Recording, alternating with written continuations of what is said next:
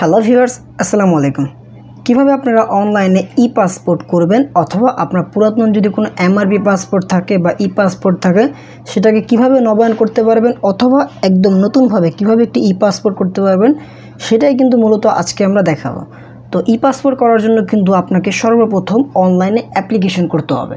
তো অ্যাপ্লিকেশন করার কিছু নিয়ম রয়েছে, সেই নিয়ম মেনেই কিন্তু আপনাকে অ্যাপ্লিকেশন করতে হবে। তো অ্যাপ্লিকেশন করার পর আপনার একটি আবেদন ফর্ম পাবেন। সেই ফর্মের সাথে আপনার প্রয়োজনীয় কিছু ডকুমেন্ট আছে, সেই ডকুমেন্টগুলো নিয়ে কিন্তু আপনাকে পাসপোর্ট অফিসে জমা দিয়ে আসতে হবে। তো এই ভিডিওতে একদম A to Z দেখিয়ে দিব যে কীভাবে আপনি একদম নির্ভুলভাবে একটি নতুন অ্যাপ্লিকেশন অথবা পুরাতন পাসপোর্টকে কীভাবে রিনিউ করতে পারবেন। ঠিক আছে, নতুন এবং রিনিউ দুটোই কিন্তু একসাথে দেখিয়ে দিব। তো অবশ্যই কিন্তু ভিডিওটি স্কিপ না করে সম্পূর্ণ দেখবেন। এর সাথে সাথে আপনার পাসপোর্ট করতে কী আপনার ডকুমেন্ট লাগতে পারে বা প্রসেসিংটা কি সেটা একটু শর্টলি আলোচনা করার চেষ্টা করবো। অবশ্যই কিন্তু ভিডিওটি স্কিপ না করে সম্পূর্ণ দেখবেন, কেননা অনেক গুরুত্বপূর্ণ একটি ভিডিও। এই ভিডিওর মাধ্যমে কিন্তু একদম শুরু থেকে শেষ পর্যন্ত প্রত্যেকটি বিষয় কিন্তু আপনারা জানতে পারবেন। তো এখন আসি আমরা কীভাবে আমরা আবেদন করব। তো আমি একটি ওয়েবসাইটের মধ্যে আসি, এই ওয়েবসাইটের লিঙ্ক ভিডিও ডিসক্রিপশন বক্সে দিয়ে রাখবো, সেখান থেকে আপনারা কালেক্ট করে নিতে পারবেন। এছাড়া মুখে বলে দিচ্ছি, ওয়েবসাইটের লিঙ্ক হচ্ছে epassport.gov.bd। ওয়েবসাইটে আসলে কিছুটা আপনারা এরকম ওভারভিউ দেখতে পাবেন।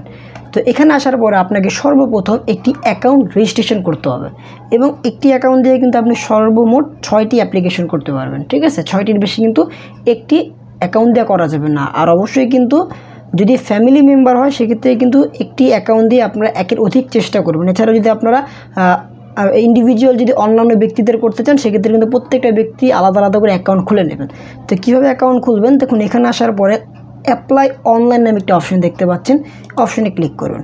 ক্লিক করার পর এখান থেকে আপনাকে স্টেপ 1, এখান থেকে আপনাকে প্রথমত কী করতে হবে, এই যে are you applying from Bangladesh, এটা হচ্ছে ইয়েস দেওয়া আছে, এটা ইয়েসই থাকবে।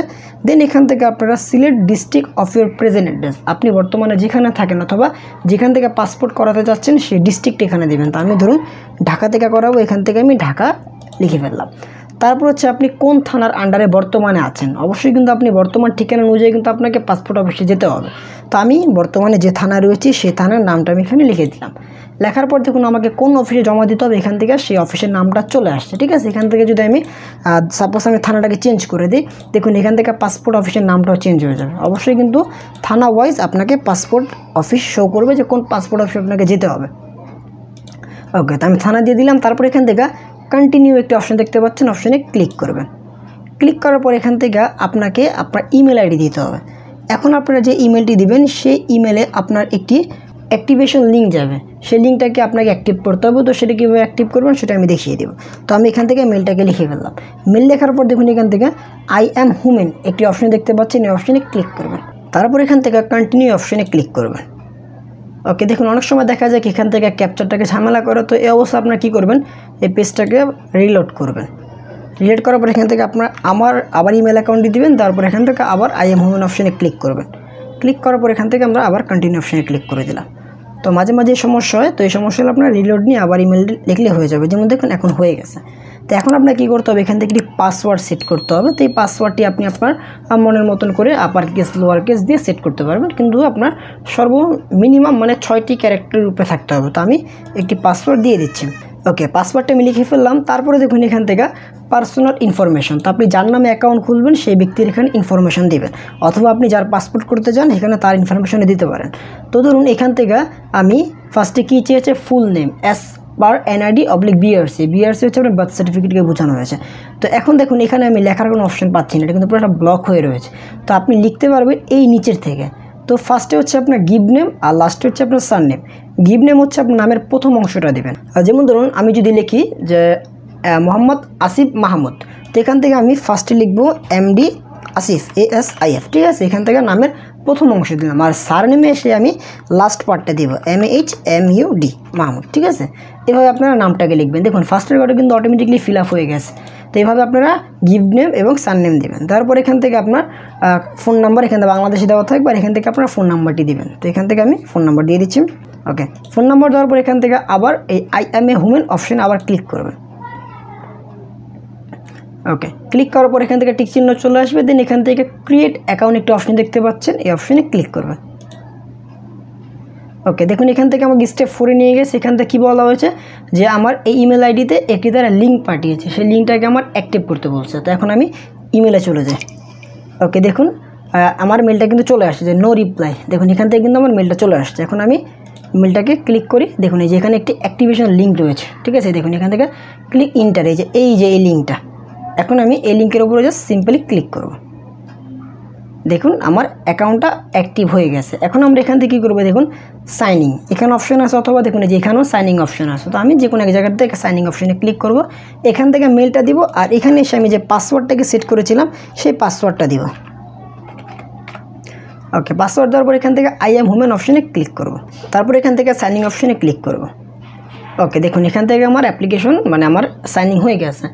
এখন আমি এখান থেকে দেখুন কি করব, এটা হচ্ছে অ্যাকাউন্ট, আর একটা হচ্ছে apply for new e passport, আর একটা হচ্ছে রিকোয়েস্ট ইমার্জেন্সি ট্রাভেল ডকুমেন্ট। তো আমরা যদি নতুন একটি পাসপোর্টের জন্য অ্যাপ্লিকেশন করব, এই জন্য আমরা এখান থেকে apply for a new e passport অপশনে ক্লিক করব। তারপর দেখেন পাসপোর্ট টাইপ, তো আপনারা যারা সিভিলিয়ান তারা হচ্ছে আপনার অর্ডিনারি পাসপোর্ট ক্লিক করবেন, আর যারা হচ্ছে আপনার সরকারি উচ্চপদস্থ কর্মকর্তা তারা হচ্ছে অফিসিয়ালি পাসপোর্ট নিতে পারবে, ঠিক আছে। আর এছাড়া আমরা সবাই অর্ডিনারি পাসপোর্ট অপশনে ক্লিক করব, যারা নর্মাল আমরা। ওকে, ক্লিক করার পর এখান থেকে সেভ অ্যান্ড কন্টিনিউ অপশনে ক্লিক করব। তারপর দেখুন এখান থেকে আমি যেই ব্যক্তির নামে অ্যাকাউন্ট খুলেছি, আমি যদি সেই ব্যক্তির অ্যাপ্লিকেশন করতে চাই তাহলে I apply for my self অপশনে ক্লিক করলে আমার ওই তথ্যগুলো এখানে চলে আসবে, নামটা চলে আসবে, নামটা আপনাকে আর কষ্ট করে লিখতে হবে না। আর যদি আপনি ওই ব্যক্তির না করেন সেক্ষেত্রে এটা ক্লিক করবেন না। তো আপনি এখান থেকে যার অ্যাপ্লিকেশন করতে চাচ্ছেন সেই ব্যক্তির এখানে তথ্য দিয়ে দিবেন। ওকে, তো আমি আপাতত ওই ব্যক্তির আবেদন করবার জন্য I apply for my self অপশনে ক্লিক করে দিলাম। তো তার নামটা চলে আসছে। আসার পর এখান থেকে জেন্ডার, এখান থেকে জেন্ডারটাকে সিলেকশন করবেন। তারপর হচ্ছে প্রফেশন, মানে সিলেক্ট এ প্রফেশন। তো এখান থেকে আপনি কী করেন, যদি আপনি বেসরকারি চাকরি করে থাকেন সেক্ষেত্রে আপনি প্রাইভেট সার্ভিস দিতে পারেন। যদি আপনি স্বায়ত্তশাসিত প্রতিষ্ঠানের কাজ করতে পারেন সেক্ষেত্রে অটোনোমাস আছে, গভর্নমেন্টে, মানে সকল ধরনের পেশা কিন্তু এখানে রয়েছে। আর যদি কেউ কোনো কিছু না করেন সেক্ষেত্রে এখান থেকে আনএমপ্লয়েড একটা অপশন রয়েছে, সেটা দিতে পারেন, এটা বেকার। তো একটি কথা বলে নিই, আপনি এখান থেকে প্রফেশন যাই দেন না কেন সেই জন্য কিন্তু আপনাকে ডকুমেন্ট দিতে হবে। যদি আপনি চাকরি করে থাকেন সেক্ষেত্রে আপনাকে এনওসি দিতে হতে পারে, বা আপনি যে কাজ করেন সে একটা প্রমাণ দিতে হতে পারে। যদি স্টুডেন্ট হয়ে থাকেন স্টুডেন্ট কার্ড দিতে হবে, বিজনেস দেখালে আপনাকে ট্রেড লাইসেন্সের কপি দিতে হবে। আর যদি আনএমপ্লয়েড দেখান, বেকার দেন, তাহলে কিছু দিতে হবে না। তো আপনি যেটা করেন সেটা দিয়ে দিবেন। তো আমি আপাতত প্রাইভেট সার্ভিস দিয়ে দিচ্ছি। ওকে, প্রাইভেট সার্ভিস। তারপর হচ্ছে এখান থেকে রিলিজন, তো এখান থেকে আপনার যে ধর্মটা রয়েছে সেই রিলিজনটাকে ক্লিক করে দেবেন। তারপর সেখান থেকে আপনার select district of your birth. একটি কথা মনে রাখবেন, ই পাসপোর্ট যখন করবেন তখন অবশ্যই আপনার এনআইডি কার্ড অনুযায়ী সব কিছু করবেন। তো আমি এখান থেকে এনআইডি কার্ড অনুযায়ী প্লেস অফ বার্থটাকে দিয়ে দিলাম। তারপর এখান থেকে ডেট অফ বার্থ, তো ডেট অফ বার্থ এখান থেকে আপনার জন্মসাল, মাস এবং তারিখটাকে দিয়ে দেবেন। তারপরে সিলেক্ট টাইপ অফ সিটিজেনশিপ, এখান থেকে যদি বাংলাদেশের আপনি জন্মসূত্রে নাগরিক হয়ে থাকেন সেক্ষেত্রে বাই বার্থ অপশনে ক্লিক করে দেবেন। ওকে, ক্লিক করার পর এখান থেকে সেভ অ্যান্ড কন্টিনিউ অপশনে ক্লিক করবেন। ওকে, ক্লিক করার পর এখান থেকে সেকেন্ড স্টেপ চলে আসছে। এখানে আসার পর আপনারা কী করবেন, এখান থেকে পার্মানেন্ট অ্যাড্রেস। তো ঠিক আছে, যদি আপনি ঢাকা থেকে পাসপোর্ট করে থাকেন সেক্ষেত্রে আপনি যদি আপনার গ্রামের ঠিকানা দিতে চান সেক্ষেত্রে এখানে গ্রামের ঠিকানাটা দিয়ে দিবেন। অবশ্যই কিন্তু প্রেজেন্ট এবং পার্মানেন্ট দুইটা অ্যাড্রেসেই কিন্তু আপনার ভেরিফিকেশন যাবে, মানে পুলিশ ভেরিফিকেশন করবে দুইটা অ্যাড্রেস থেকে। তো একটি কথা আপনাদের সুবিধার্থে আমি বলে নেই, তো রিসেন্ট প্রায় কয়েক মাস ধরে দেখা যাচ্ছে যদি আপনি ঢাকা থেকে পাসপোর্ট করে থাকেন আর আপনার স্থায়ী ঠিকানা যদি ঢাকারই দিয়ে থাকেন, আর যদি আপনি ঢাকাতে নিজস্ব কোনো সম্পত্তি বা নিজের যদি বাড়ি না থাকে সেক্ষেত্রে কিন্তু আপনাকে স্থায়ী ঠিকানা হিসাবে অন্য একটি ঠিকানা দিতে হবে, নয়তোবা পুলিশ ভেরিফিকেশনে এসে আপনার এটা কিন্তু ক্যান্সেল করে দিতে পারে বা রিওয়ার্কে পাঠিয়ে দিতে পারে। তো যদি ঢাকাতে নিজস্ব বাড়ি বা নিজস্ব সম্পত্তি থাকে সেক্ষেত্রে স্থায়ী বর্তমান দুইটাই ঢাকা রাখতে পারেন। আর যদি ঢাকাতে আপনারা অস্থায়ীভাবে ভাড়াটিয়া হিসাবে থাকেন সেক্ষেত্রে কিন্তু অবশ্যই আপনারা একটি স্থায়ী ঠিকানা দিয়ে দেবেন গ্রামের। এখন আসি আমি পার্মানেন্ট অ্যাড্রেসটা দিয়ে দিচ্ছি। ওকে, পার্মানেন্ট অ্যাড্রেসের ফার্স্টে ডিস্ট্রিক্ট, তারপর সেখান থেকে হাউস নাম্বার চাচ্ছে, তো এখান থেকে আমি হাউস লিখে হাউসের নাম্বার দিয়ে দিচ্ছি। তারপর সেখান থেকে আপনার রোড, ব্লক, সেকশন, তো এখান থেকে আমি রোড নাম্বারটাকে দিয়ে দিচ্ছি। তারপর হচ্ছে কি যে ব্লক, তো ব্লকটাকে দিয়ে দিচ্ছি। তারপর হচ্ছে এখানে সেকশন বা সেক্টর, তো এখান থেকে আমি সেকশনটাকে দিয়ে দিচ্ছি। ওকে, দেওয়ার পর দেখুন এটা কিন্তু অপশনাল, তো আপনারা যারা স্কিপ করতে পারেন, বাট আমি যেটা সাজেস্ট করবো এটা স্কিপ করবেন না, যেহেতু প্রপার ঠিকানাটাই লিখবেন যাতে আপনার ভেরিফাই করতে বা ভেরিফিকেশনতে কোনো আপনার অসুবিধা যাতে না হয়। তো এখান থেকে আমি তারপর এখান থেকে সিলেক্ট পোস্ট অফিস, তো এখান থেকে আপনার যে ডাকঘরটা রয়েছে সেই ডাকঘরটাকে দিয়ে দিবেন। ডাকঘর লেখার পর অটোমেটিকলি কিন্তু পোস্ট কোডটা পাশে চলে আসবে। দেন এখান থেকে আপনার থানাটাকে দিয়ে দেবেন। দেওয়ার পরে যদি আপনার পার্মানেন্ট এবং প্রেজেন্ট অ্যাড্রেস সেম হয়ে থাকে সেক্ষেত্রে প্রেজেন্ট আর permanent is same as permanent, মানে যদি দুইটা সেম হয়ে থাকে এখান থেকে এই টিক অপশনে ক্লিক করবেন, অটোমেটিকলি কিন্তু এই কার্ডটা ব্লক হয়ে যাবে, মানে অ্যাড্রেসটা এখানে কিন্তু অটোমেটিকলি পেস্ট হয়ে যাবে। আর যদি আলাদা হয়ে থাকে সেক্ষেত্রে আলাদাভাবে লিখে নেবেন। তো আমি সেম অ্যাড্রেস, আমি এখান থেকে টিক দিয়ে দিলাম, সেম চলে আসছে। এখন আমি এখান থেকে কী করবো, এই যে সেভ অ্যান্ড কন্টিনিউ অপশনে ক্লিক করব। ক্লিক করার পর দেখুন আমার যদি আগের কোনো পাসপোর্ট না থাকে সেক্ষেত্রে দেবো I don't have any previous passport hand writed passport, click. আমার আগের কোনো পাসপোর্ট নেই। আর যদি আমার কোনো আগের MRP পাসপোর্ট থাকে সেক্ষেত্রে এখান থেকে yes I have machinable readable passport অপশনে ক্লিক করব। এখন আসি, যদি কেউ রিনিউ করতে চান অপশনে ক্লিক করার পরে সিলেক্ট রিইস্যু রিজন, এখান থেকে আপনার যদি মেয়াদ শেষ হয়ে যায় সেক্ষেত্রে এক্সপায়ারি দেবেন। যদি আপনার মেয়াদ আছে বাট আপনি চাচ্ছেন কি যে পাসপোর্টে কনভার্ট করবেন, সেক্ষেত্রে কনভার্সন টু পাসপোর্ট অপশনে ক্লিক করবেন। হারিয়ে গেলে লস্ট, আর যদি কোনো তথ্য চেঞ্জ করতে চান ডাটা চেঞ্জ, ঠিক আছে, এখানে কয়েকটা অপশন রয়েছে। তো সেই আপনি যে কারণে রিনিউ বা নতুনভাবে পাসপোর্ট চাচ্ছেন সেই অপশনে ক্লিক করে নেবেন। আর যদি আপনার আগের পাসপোর্ট থাকে এই অপশনে ক্লিক করবেন, মানে পাসপোর্ট থাকলে এটা, আর MRP পাসপোর্ট থাকলে এটা। আর পাসপোর্ট না থাকলে আই ডোন্ট হ্যাভ এনি অপশনে ক্লিক করবেন। তাহলে এই দেখুন এই যে অপশানগুলো রয়েছে এগুলো কিন্তু মুছে যাবে। ওকে, তারপরে সেখান থেকে আপনার এখান থেকে আপনার যে NID কার্ডের নাম্বারটা রয়েছে সেটা আপনারা দিয়ে দেবেন। ওকে, NID কার্ড লেখার পর এখান থেকে সেভ অ্যান্ড কন্টিনিউ অপশনে ক্লিক করবেন। ওকে, ক্লিক করার পর এখান থেকে আপনার ফাদার্স নেম চাবে এবং মাদার্স নেম চাবে। তো এখান থেকে আপনারা ফাদার্স নেম এবং মাদার্স নেম দিয়ে দিবেন। তো আমি প্রথমত ফাদার্স নেমটাকে দিয়ে দিলাম। বাবা কি করে সেই প্রফেশনটা এখান থেকে দিয়ে দিবেন। তারপর হচ্ছে ন্যাশনালিটি, এখান থেকে বাংলাদেশ। বাবার NID কার্ড একটি গুরুত্বপূর্ণ বিষয়, যদি আপনার জন্মসাল 2000 এর পরে হয়ে থাকে, মানে 2001, 2 বা 2000, সেক্ষেত্রে কিন্তু আপনার বাবা এবং মায়ের NID কার্ডের নাম্বারটি এখানে উল্লেখ করে দেবেন। তো এটা করা আপনাদের বেটার হবে, কেননা অবশ্যই কিন্তু যাদের জন্ম সন 2000 বা 2000-এর পরে সেক্ষেত্রে কিন্তু অবশ্যই কিন্তু আপনাদের বাবা মার NID কার্ড পাসপোর্ট অফিসে দেখতে যাবে, ঠিক আছে। তো এই জন্য NID কার্ডের নাম্বারটা দিয়ে দিবেন। আর যদি না দিতে চান অপশনাল স্কিপ করতে পারেন। তারপর হচ্ছে মায়ের নাম, সেমভাবে মায়ের নামটা আমরা এখান থেকে দিয়ে দিচ্ছি। মায়ের নাম দেওয়ার পর এখান থেকে মা কী কাজ করে সেটা এখান থেকে সিলেক্ট করে দেবেন। তারপরে সেমভাবে ন্যাশনালিটি বাংলাদেশটাকে দিয়ে দিলাম। NID কার্ডের নাম্বার অপশনাল দিয়ে থাকলে দিয়ে দিবেন, না দিতে চাইলে স্কিপ করতে পারেন। তারপর হচ্ছে লিগ্যাল গার্ডিয়ান, এটা নট অ্যাপ্লিকেবল থাকবে, এটা কোনো কিছু করার দরকার নেই, ডাইরেক্ট চলে যাবেন সেভ অ্যান্ড কন্টিনিউ অপশনে। তারপর এখান থেকে সিলেক্ট ম্যারিটাল স্ট্যাটাস, যদি আপনি ম্যারিড হয়ে থাকেন ম্যারিড অপশনে ক্লিক করবেন। স্পাউসের নাম, স্পাউস কী করে, স্পাউসের NID কার্ডের নাম্বার, এই তথ্যগুলো দিয়ে দিবেন। আর যদি সিঙ্গেল হয়ে থাকেন সিঙ্গেল অপশনে ক্লিক করবেন, কোনো কিছু দিতে হবে না, সেটা ডিভোর্স, ঠিক আছে, বিধবা যাই হয়ে থাকেন না কেন আপনার ম্যারিটাল স্ট্যাটাসটা এখান থেকে সিলেক্ট করে দেবেন। তো আমি এখান থেকে আপাতত সিঙ্গেলটাকে দিয়ে দিলাম। তারপর হচ্ছে সেভ অ্যান্ড কন্টিনিউ অপশনে ক্লিক করব। ক্লিক করার পরে সিলেক্ট ইমার্জেন্সি কন্ট্যাক্ট রিলেশন, তো এখান থেকে আপনি আপনার অনুপস্থিতিতে কার সাথে যোগাযোগ করবে, তো এখান থেকে আপনি যে কাউকে দিতে পারেন, বাবা, ফ্রেন্ড, মা, আঙ্কেল, আন্ট, ঠিক আছে, যে কাউকে দিতে পারেন। তো আমি আপাতত বাবাকে দিয়ে দিচ্ছি। ওকে, দেওয়ার পর এখান থেকে বাবার নাম অটোমেটিক চলে আসছে। আর যদি ফ্রেন্ড দিতাম সেক্ষেত্রে এখানে নাম টাইপ করতে হতো। তো এখান থেকে আমরা বাবার ঠিকানাটাকে দিয়ে দিব। ওকে, ঠিকানা লেখার পর এখান থেকে আপনার বাবার ফোন নাম্বারটাকে দিয়ে দিবেন,